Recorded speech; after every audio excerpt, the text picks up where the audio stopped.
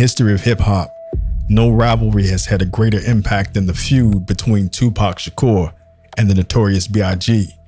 What began as a friendship between two of rap's brightest stars eventually spiraled into a conflict that helped fuel the East Coast versus West Coast war, divided the hip-hop community, and ended with both men dead within 6 months of each other.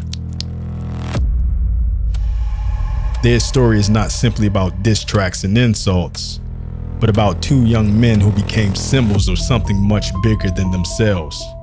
According to numerous accounts, Tupac immediately recognized Biggie's talent and supported him early in his career.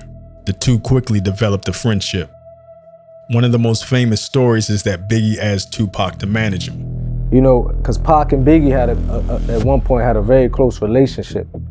And in this relationship, Pac, he used to say it to us plenty of times. I heard Pac saying that he kind of explained he kind of was explaining to Biggie how to make music for radio, how to make music. And Pac said, he said, when I first met Biggie, he had a song called Party and, you know, something, you know what I mean? And it was like this upscale, you know, song, and Pac started bringing him around, letting him hear the music he was doing with Thug Life. And that's when he said Biggie started switching up his style. At that time, nobody could have imagined that these two men would become enemies. They represented the future of hip-hop in two totally different coasts.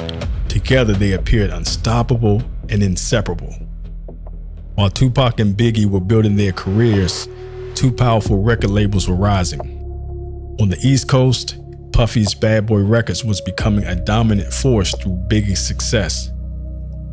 On the West Coast, Death Row Records, led by Suge Knight, was dominating the charts. The media began framing hip-hop as a battle between coasts. Bad Boy represented one side and Death Row represented the other. The rivalry was initially more competitive than violent, but tensions were growing beneath the surface. Everything changed on November 30th, 1994. Tupac arrived at Quad Recording Studios in Manhattan to record music. Before reaching the studio, he was ambushed in the lobby, robbed, and shot multiple times.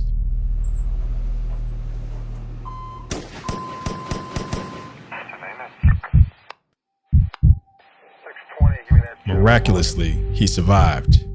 What happened next altered hip-hop forever.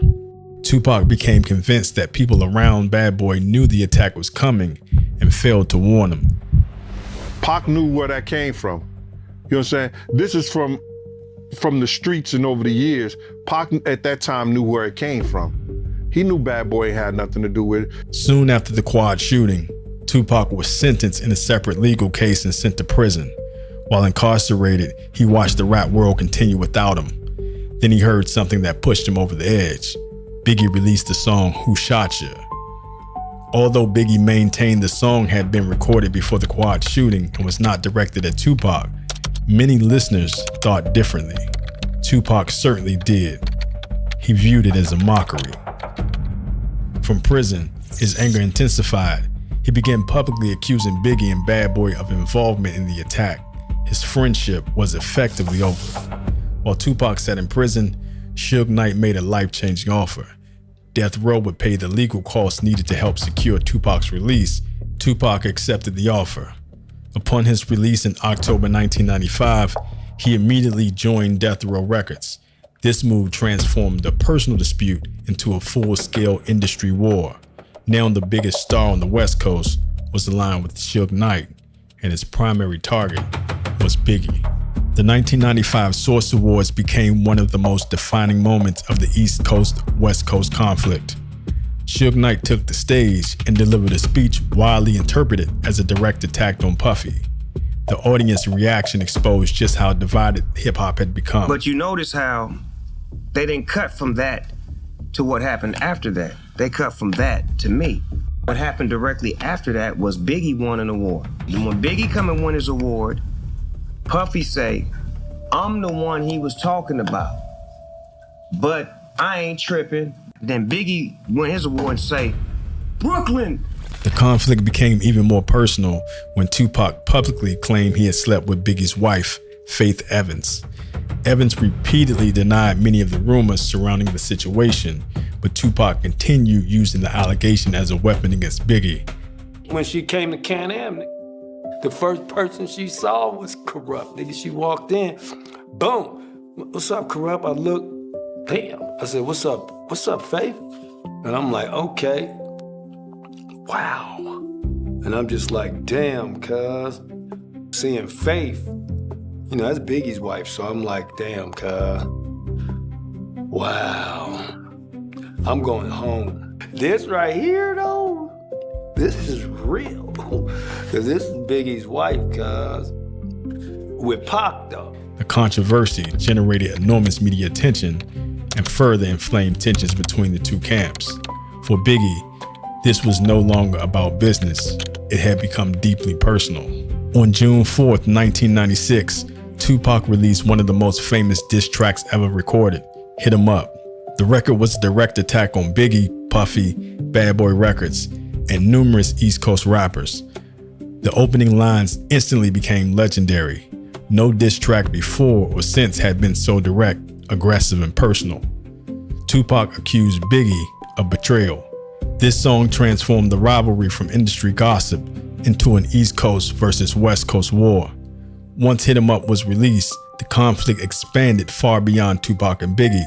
On Survival of the Fittest, we like Thug Life, we still living it. Ooh, you know what I'm saying? Oh, that could be it. I did hear that. And at the time, he had an article in the Vibe magazine where he was like, you know, I don't want to do this thug shit no more, you know, blah, blah, blah. So he probably thought that we was like, Thug Life, we still living it. Like, fuck what he doing. We still, you know what I mean? That could so be it. he was thinking that and piled up on top of LA. He like, man, fuck these niggas. Magazines amplified every conflict, and fans chose sides.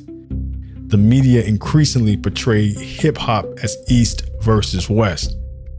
By 1996, Tupac was at the peak of his fame. His double album, All Eyes on Me, had become a massive success. Yet his public appearances grew increasingly confrontational. He frequently criticized Biggie and Bad Boy during interviews and performances.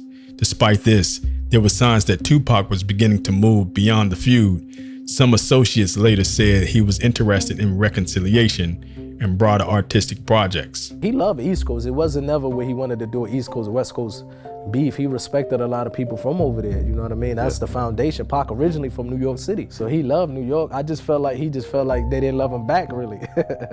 But he loved New York for sure. Unfortunately, he would never get the chance. On September 7th, 1996, Tupac attended a boxing match in Las Vegas featuring Mike Tyson. Later that evening, he was riding in the car with Suge Knight when a vehicle pulled alongside them and opened fire. Tupac was struck multiple times. 6 days later, on September 13th, 1996, he died at the age of 25. The murder shocked the world. Rumors immediately spread regarding possible connections to the East Coast-West Coast feud. No evidence ever established Biggie's involvement. Following Tupac's death, Biggie found himself under intense scrutiny. Many fans blamed him despite the lack of evidence. According to friends and associates, Biggie was deeply disturbed by Tupac's death. He reportedly feared that violence might continue. 6 months later, those fears became reality. On March 9, 1997, Biggie was killed in a drive-by shooting. He was only 24 years old. The murder remains unsolved. The deaths of Tupac and Biggie fundamentally changed hip-hop. The East Coast-West Coast war lost much of its momentum after both men were gone. Many artists called for unity, recognizing that the conflict had gone far beyond music. Today, Tupac and Biggie are remembered not for the feud, but for their extraordinary talent. Both are considered among the greatest rappers in history. Ironically, the most tragic aspect of the story is that they began as friends. Two young artists who respected one another became trapped in a cycle of suspicion, loyalty, politics, media pressure, and retaliation. The Tupac versus Biggie feud remains hip-hop's most infamous rivalry, not because of the diss records, but because the culture lost two of its greatest voices before either reached the age of 26.